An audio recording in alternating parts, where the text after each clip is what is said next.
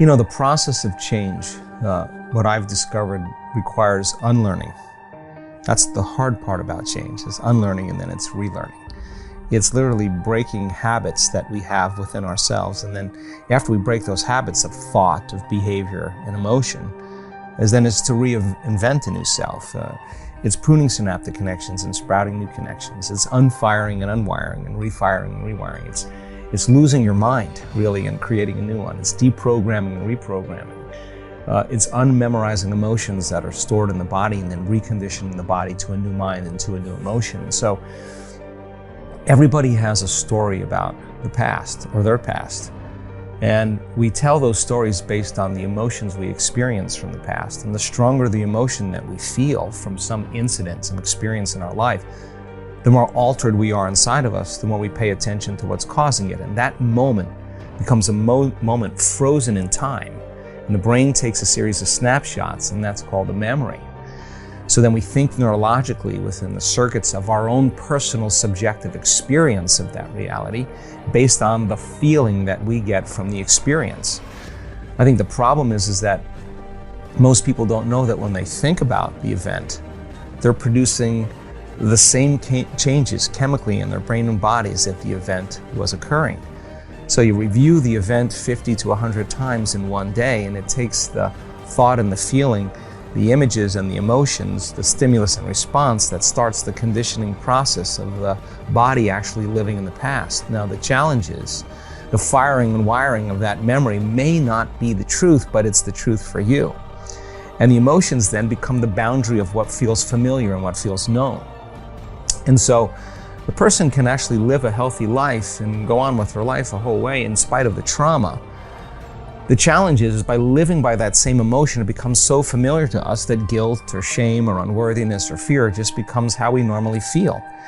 And so those feelings tend to drive our thoughts, right? And if you can't think greater than how you feel, and feelings and emotions are the record of the past, then for the most part, you're thinking in the past. And if how you think and how you feel creates your state of being, well, your entire state of being is in the past. Now, the challenge is that the body is so objective.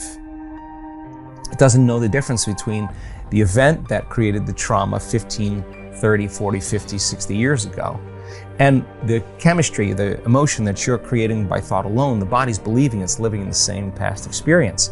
So then the person is actually viewing or perceiving reality through the lens of the past. And so anything that triggers anything that they can associate that's relatively familiar, then the big thing is get ready, because you don't want that to happen again in your future. So the brain is always forecasting the worst case scenario based on the memory of the past. And now the brain is actually coming up with that worst case scenario, because if you prepare for the worst, there's better chances of surviving whatever that trauma is going to be again. So the challenge is then is that we start out of the infinite potentials in the quantum field. We're selecting really one of the worst outcomes we could possibly imagine, embellishing that outcome, and then emotionally embracing that future before it happens in the anticipation of the event. And now we're taking that thought and the feeling, the image and the emotion, the stimulus and response, and we're conditioning the body and the brain into looking like that future event has already occurred.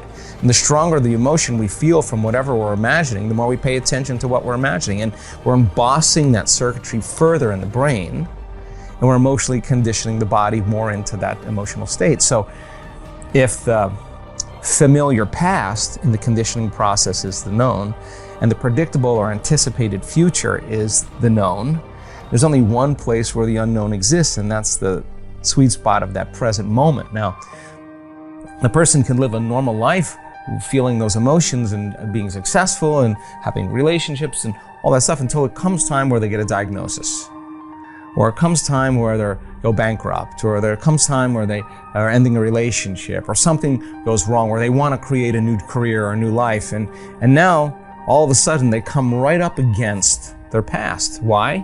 Because that's what's been defining them all along. And all I'm asking them to do is stop telling the story of your past and start telling the story of your future.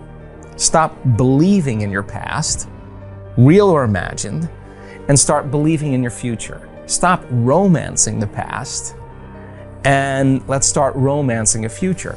So the unlearning process then, 95% of who we are is a set of memorized behaviors, automatic emotional responses, unconscious habits, hardwired attitudes, beliefs, and perceptions that are automatic like a computer program. So if we're in a program, then we're unconscious.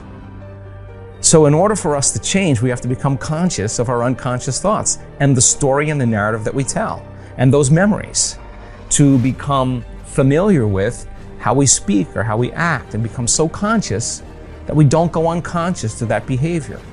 And then we have to look at the emotions that we live by every single day and realize, are these emotions loving to me? And then all of a sudden name it. Wow, this is actually guilt. I just didn't know it was guilt. Or unworthiness. It's just how I normally feel. And I use everything and everyone in my life to make this feeling go away. But if I'm relying on my outer world to change my inner world, when things are good, I'll feel good. But when things are bad, I'll feel bad. So changing your emotional responses to the challenges and circumstances in your life and no longer living by that emotion is no different than the withdrawals we get from a drug, because no new information can enter the nervous system that's not equal to the emotion the person is processing. So then you can tell the person the answer to the problems in their life, but unless they overcome that emotion, they'll be perceiving reality through that lens, a lens of the past. So then the fundamental point here is that the trauma then that the person is experiencing from the past, they're reliving that every single day.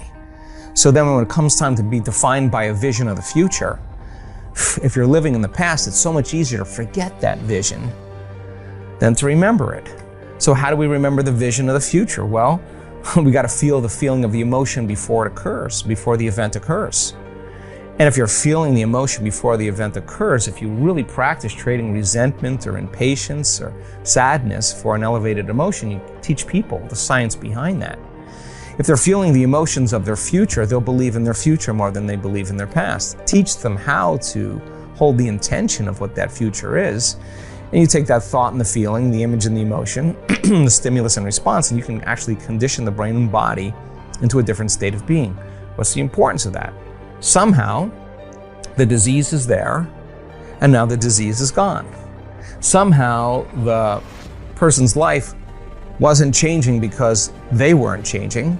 The moment they start changing the way they think and the way they act and the way they feel, all of a sudden their life starts to change. So what's the importance of that? Well, if you're doing the work and you see in your life changing, you're going to want to do more of it. So you become a work in progress. So then you're always looking for the blind spots. It's no longer about your healing. You're not asking the question, why am I not healing?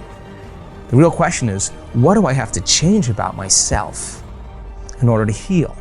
The unlearning process is one of the hard parts because you've got to light a match in a dark place. And if you're conscious, that means you're no longer unconscious. And if you're conscious and you're no longer unconscious, you're no longer in the program. So we begin to objectify or object ourselves. So how many times do we have to forget until we stop forgetting and start remembering? That's the moment of change. How many times do we have to go unconscious till we stop going unconscious and start staying conscious? That's the moment of change. And God, we get numerous opportunities in life. Every day is one lifetime. And if you just decided before you started your day who you no longer wanted to be in thought, behavior, and emotion, just remember that, stay conscious of it, and who you do want to be. And think about the thoughts you do want to think. Rehearse how you're going to behave in your life with your family, with your kids, at work, on the Zoom call. And think about, what emotions do I want to live by as if my future has already happened? And I think it's important for us to examine that because it's so easy to become that, later on in our life, because that's our exposure to what we think love is, what we think family is about. And it's just the narrative or the story that we tell about the past that fills in the gaps of the things we don't understand. So we make up a story about that part we don't understand, and that becomes what we fire and wire in our brain. And then that analysis really just, there's no answers in that analysis. I think we have to step outside of the analysis and the emotions, have to kind of see it the way it really is. So I think it's healthy, and for the most part, I think we can change as a result of it. I think when our perception about the past changes, our perception about the future changes as well.